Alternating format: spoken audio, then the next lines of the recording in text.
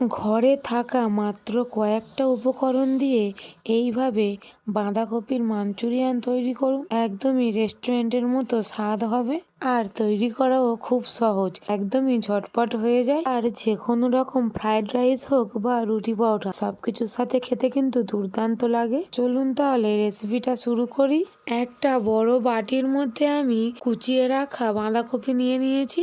তারপর এর মধ্যে দিয়ে দেব কুচি করে রাখা পেঁয়াজ, কুচি করে রাখা কাঁচা লঙ্কা আর কুচনো ধনেপাতা। তারপর এর মধ্যে দিয়ে দেব 1 চামচ মতো আদা রসুন বাটা, 2 চামচ ময়দা, 2 চামচ কর্নফ্লাওয়ার, স্বাদ অনুযায়ী নুন, 1 চামচ মতো গরম মশলা গুঁড়ো আর 1 চামচ মতো কাশ্মীরি লঙ্কার গুঁড়ো। এটা দিলে কিন্তু রংটা খুব সুন্দর আসবে। তারপর হাত দিয়ে খুব ভালোভাবে এটাকে মেখে নেব।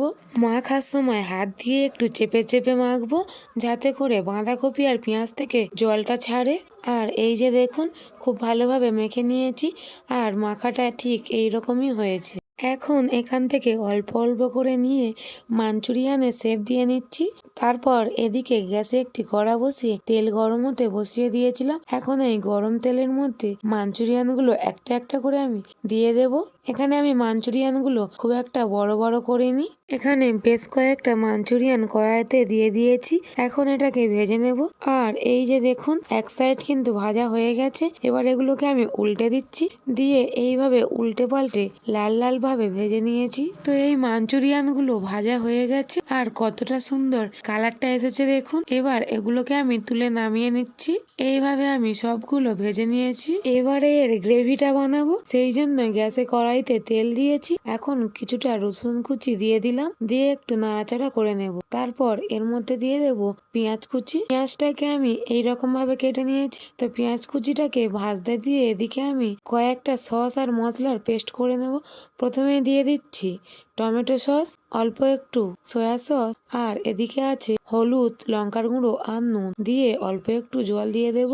দিয়ে এখন খুব ভালোভাবে চামচ দিয়ে এটাকে গুলে নেব। ততক্ষণে এইদিকে পেঁয়াজটা আমার হালকা ভাজা হয়ে গেছে। এখন ওই পেস্টটা আমি এর মধ্যে দিয়ে দিলাম, দিয়ে খুব ভালোভাবে একটু নাড়াচাড়া করে ফুটে ওঠা পর্যন্ত অপেক্ষা করব। আর এই যে দেখুন, খুব ভালোভাবে ফুটে উঠেছে। এখন মাঞ্চুরিয়ান বলসগুলো আমি এর মধ্যে দিয়ে হালকা একটু নাড়াচাড়া করে নিচ্ছি। তারপর কিছুটা কর্নফ্লাওয়ার জলে গুলে এর মধ্যে দিয়ে দেব, দিয়ে খুব ভালোভাবে একটু ফুটিয়ে নেব। কর্নফ্লাওয়ারটা দেওয়ার পর দেখবেন একদমই ঘন হতে শুরু করবে। আর আপনারা যদি একটু গ্রেভি পছন্দ করেন তাহলে এই সময় নামিয়ে নেবেন। আমি এটা একদমই ড্রাই করে নামাবো, সেই জন্য আরো 1 মিনিট ফুটিয়ে নিয়েছি। এখন এটা একদম রেডি হয়ে গেছে। এটাকে আমি নামিয়ে নিচ্ছি। তাহলে দেখলেনই তো কত সহজে তৈরি হয়ে গেল। আর বিশ্বাস করুন, এটা খেতে লাগে অসম্ভব সুন্দর। তো আজকের এই ভিডিওটা এই পর্যন্ত। দেখা হচ্ছে পরের একটি নতুন ভিডিওতে। রেসিপিটি আপনাদের কেমন লাগলো অবশ্যই কমেন্ট করে জানাবেন।